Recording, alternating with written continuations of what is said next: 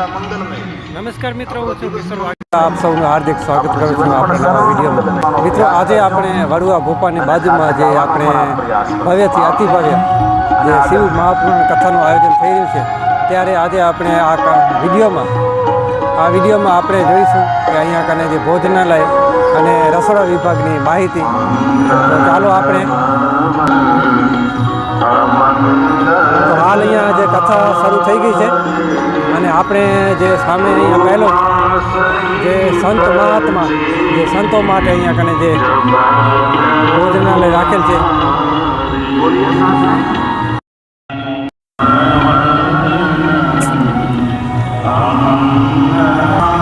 તો કુલ 3 ડોમ છે. આ પહેલો જ ડોમ છે તે આપણે સંતો માટે છે, તે પણ આપણે જોઈ લઈએ.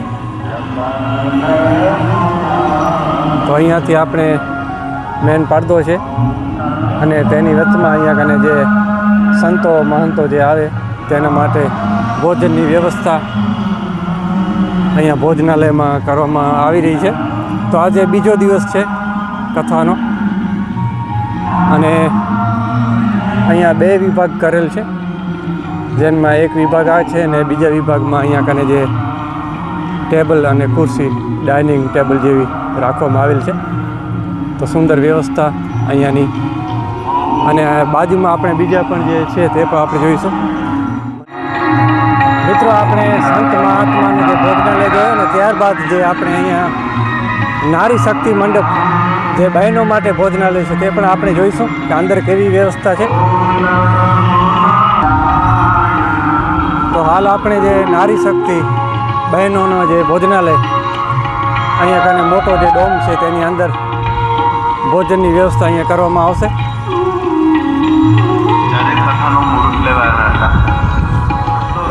અને તેની બાજુમાં જ અહીંયા કને જે પુરુષ ચેતના મંડળ જે પુરુષો માટે ભોજનાલય છે તે પણ આપણે તેની પણ અંદરનું દ્રશ્ય જોઈશું. તો મિત્રો, આ ભાઈઓ માટે પુરુષો માટે જે ભોજનાલય છે, જ્યાં આપણે ભાઈઓ સામે જે કાઉન્ટર છે અહીંયાથી ભોજન લઈને અને બેસીને જમી શકે તેવી સરસ મજાની વ્યવસ્થા આ મોટા ડોમમાં કરવામાં આવી રહી છે. મિત્રો, આજે કથાનો બીજો દિવસ છે. કાલે શરૂ થઈ છે 4 તારીખના અને આજે 5 તારીખ છે. 12 તારીખ સુધી આ કથા ચાલુ રહેશે. અને ત્યારબાદ આપણે જે અહીંયા કને ભાઈઓનો જે ભોજનાલય જોયો તેની બાજુમાં જ જે ભવ્ય રસોડું આવેલું છે તે પણ આપણે જોઈશું કે આજે બીજા દિવસે રસોડામાં શું શું બની રહ્યું છે. તો મિત્રો, હાલ આપણે જે ભવ્ય રસોડું અને અહીંયા જે સ્ટોક રાખેલ છે ભંડાર, તો ભંડારાની બાજુમાં છીએ. સામે છે ભંડારો અને અહીંયા કને રસોડા વિભાગ છે, જ્યાં રસોઈ બધી આજના જે ભક્તો ભાવિકો જે આવ્યા છે કથાનું રસપાન કરવા તે અહીંયા જમી શકે તેની સુવિધા અહીંયા રસોડામાં કરવામાં આવી રહી છે. તો ચારે બાજુ રસોઈની ફૂલ તૈયારી અહીંયા તડામાર થઈ રહી છે. સામે અહીંયા પૂરીનો સ્ટોક પણ પડ્યો છે. તો અલગ અલગ આઈટમો છે તે આજે રસોડા વિભાગમાં જે બનવાની ચાલુ છે. જય મા વાકોલ. તો ચારે બાજુ તડામાર તૈયારી રસોડામાં ભોજનની વ્યવસ્થા અહીંયા કરવામાં આવી રહી છે અને સ્ટોક પણ અમુક જે કમ્પ્લીટ થઈ ગયો છે તે અહીંયા રાખવામાં આવ્યો છે.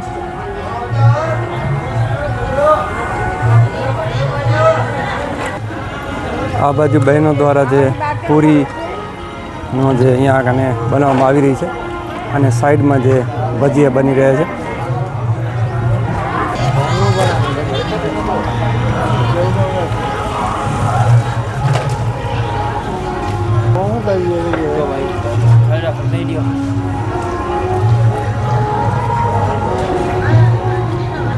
તો આ છે રસોડા વિભાગ, ભવ્ય રસોડું, જ્યાં આપણે અહીંયા જે સામાન જે રસોડાનો પડ્યો છે અને રસોઈ જે બનાવવામાં આવી રહી છે.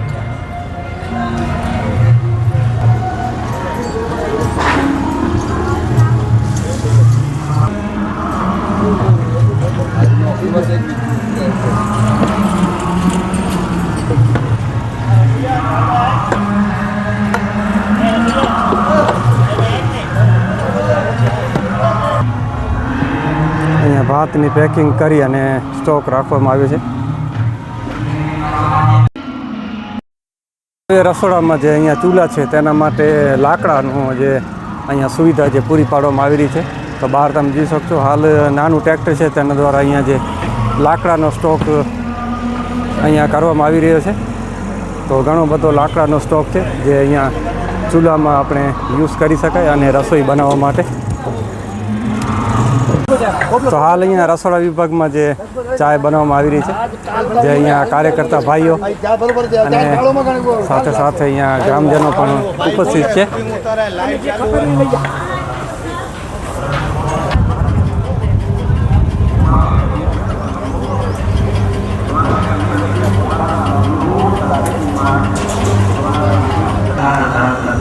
તો મિત્રો સામે જે કથા મંડપ આવેલું છે અને તેની સામે આપણે ભોજનાલય અને અહીંયા એક વૃક્ષ છે બાવરનું અને નીચે આપણે ઠંડા પાણીની વ્યવસ્થા અહીંયા કરવામાં આવી છે પીવા માટે. તો માટીના જે વાસણ છે, મોટી કોઠી, તેની અંદર આપણે ઠંડુ પાણી અહીંયા જે રાખવામાં આવ્યું છે, જે ભક્તો આવે જેને ઠંડુ પાણી અહીંયા પી શકે તેની વ્યવસ્થા કરવામાં આવી રહી છે.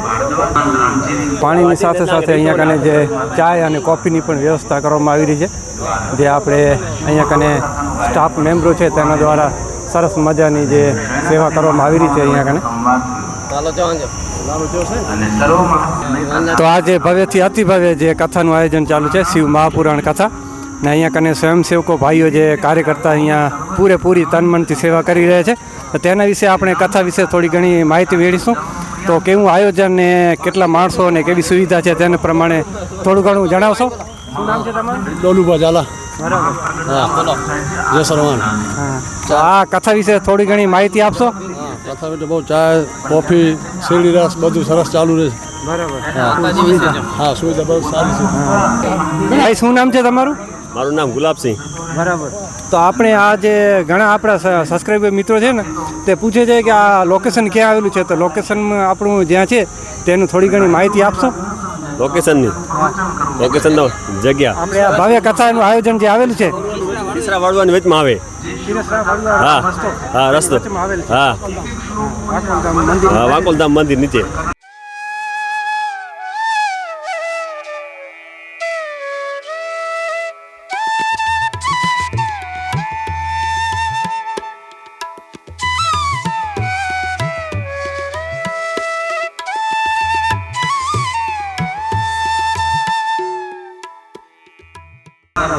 એટલે અહીંયા આવવું હોય તો સુપર રોવાથી પણ આવી શકાય. આવી છે ખીસરાથી, સુખપરથી ખીસરા સીધો વાંકોલધામ. કાંથા વડવાથી ગઢસીસા 4 રસ્તે વડવા બોપાથી. હા હા, તો બંને બાજુથી આવવું તો આવી શકાય. આવી શકાય. વડવા પોપા અને વડવા કાંયા. તો અહીંયા ગઢસીસા જે જીબી લાઇટ દ્વારા અહીંયા કને સેવામાં કાર્યકર્તા છે ભાઈઓ, તે પણ જોઈશું આપણે અહીંયા.